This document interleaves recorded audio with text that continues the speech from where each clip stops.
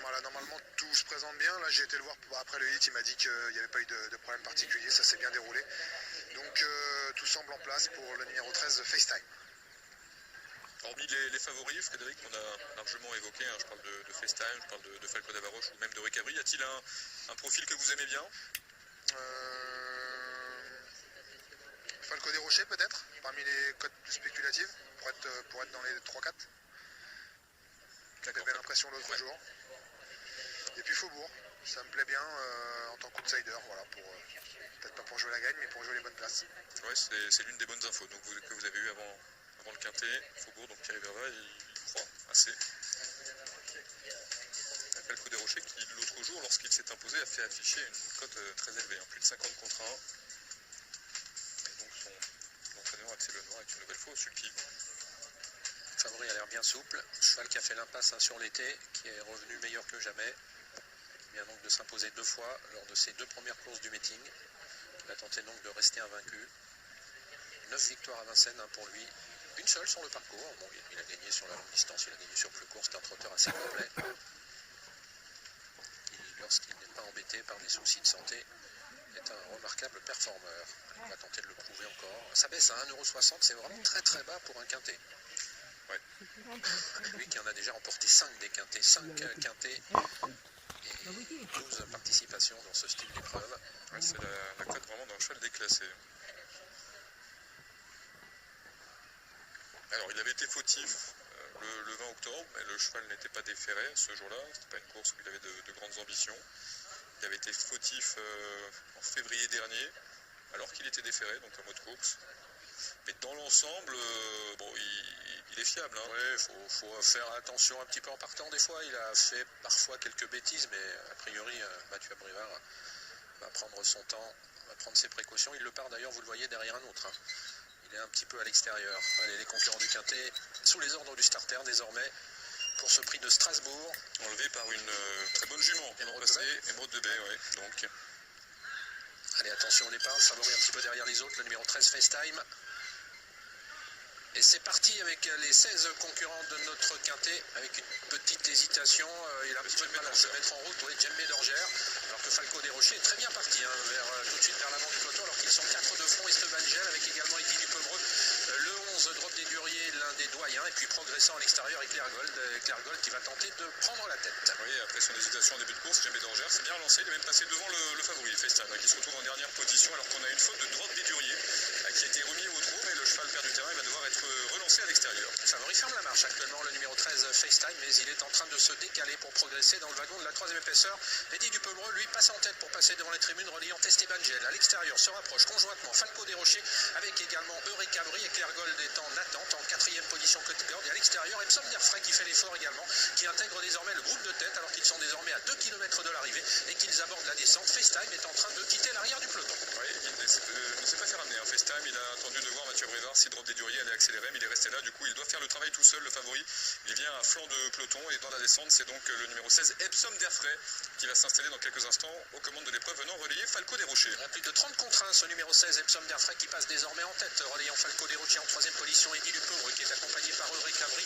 L'allure est extrêmement rapide, hein, puisqu'on est sur le pied de 5 dans le bas de la descente pour aborder désormais la plaine. Et le président est en 6-7e position avec Esteban Gel. 1500 mètres de course et un temps de passage 12-1 depuis le départ. La course est très rapide. Elle est très rapide avec Epsom Derfray, hein, qui imprime donc un rythme sélectif à l'épreuve. En 2e position, on a Falco des Rochers qui vient devant le numéro 10, Eddie Dupebreux. Ensuite, on retrouve le numéro 3, Eureka Cabri, qui n'a pas d'eau. Le cheval doit voyager en 2e épaisseur, on est au vent. Il ramène notamment El Presidente, hein, qui patiente dans son sillage. Alors que pour le favori, ça se passe pas trop mal. Enfin, FaceTime, il a pu se remettre dans un dos. Il est pour l'instant derrière le numéro 9, Faubourg. Alors que Drop des Duriers ferme la marche après sa faute, hein, dans le premier tournant. On notera parmi les derniers Festif Charmant, le numéro 4, Cavalier Sol, pour l'instant d'Epsom Derfray, qui va passer en tête, détacher le poteau du dernier kilomètre. Nous y sommes pour Epsom Derfray, qui a 7 ou 8 longueurs d'avance devant Falco des Rochers. Eureka Cabri, ce dernier, commence à accélérer maintenant pour se lancer à la poursuite d'Epsom Derfray. Il est suivi par El President, alors que FaceTime, quant à lui, est toujours à mi-peloton. Ouais, Mathieu Abrivard qui attend, hein. Il n'a pas encore décalé le favori, il reste en 8-9e position.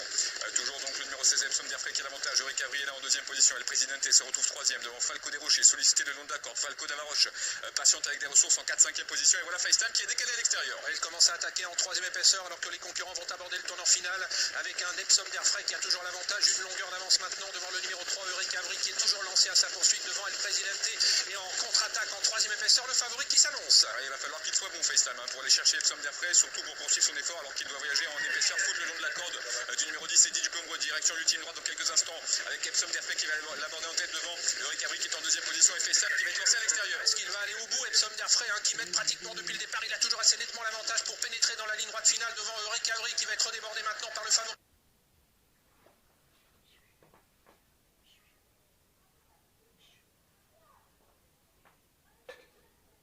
FaceTime qui est lancé à la poursuite maintenant de Epsom d'Airfray, le numéro 16, Eureka Avri qui se défend bien également, et puis Falco Davaroche qui s'annonce, FaceTime qui passe en tête désormais, FaceTime qui va s'imposer, la 2e place va revenir au numéro 16, Epsom d'Airfray, la 3e à Eureka Avri, la 4e à Falco Davaroche et la 5e.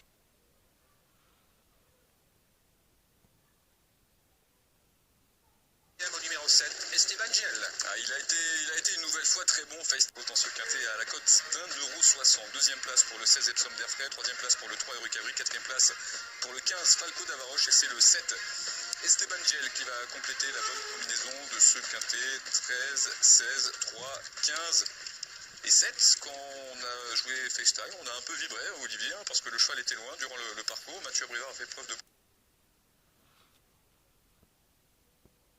de sang-froid, mais pour finir, il s'impose facilement, une nouvelle fois. Ouais, comme un cheval qui est déclassé, c'est vrai qu'au début, il a pris son temps en partant, il a dû faire l'effort dans la descente, dans un premier temps en épaisseur, il a pu se ranger ensuite dans le dos de Faubourg, et c'est lui qui a dû y aller dans le haut de la montée, parce qu'il était loin, il y avait toujours une bonne avance pour Epsom d'Airfray, il a fait l'effort, il s'est retrouvé un petit peu en suspension, mais il a su aller chercher un remarquable Epsom d'Airfray aujourd'hui. Les sensations, vous aviez de bonnes sensations le concernant. Tout le monde en avait, parce que vous aviez beaucoup aimé son hit, on avait un entraîneur, Michel Baudouin, qui était quand même j'attendais de voir quand même. Voilà. On a vu que c'était mieux.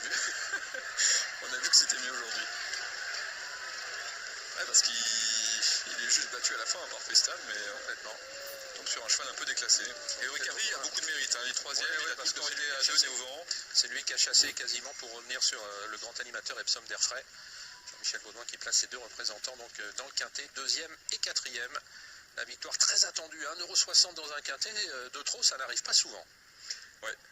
Et c'est effectivement une cote qui est très basse, alors ça se comprend parce qu'il avait été tellement convaincant les fois d'avant qu'on avait le sentiment que le cheval était déclassé, mais je crois vraiment que ceux qui ont misé cher aujourd'hui sur FaceTime en ont eu pour leur argent, parce que dans le tournant final, on n'est pas sûr qu'il va aller chercher Epsom d'Airfray. Il a vraiment fallu qu'il sorte le grand jeu. Mathieu Abrivard qui remporte le 2e quintet du week-end, puisqu'il avait remporté celui d'hier avec Grand Canyon. Oui, exactement, pour la même casaque d'ailleurs. Oui.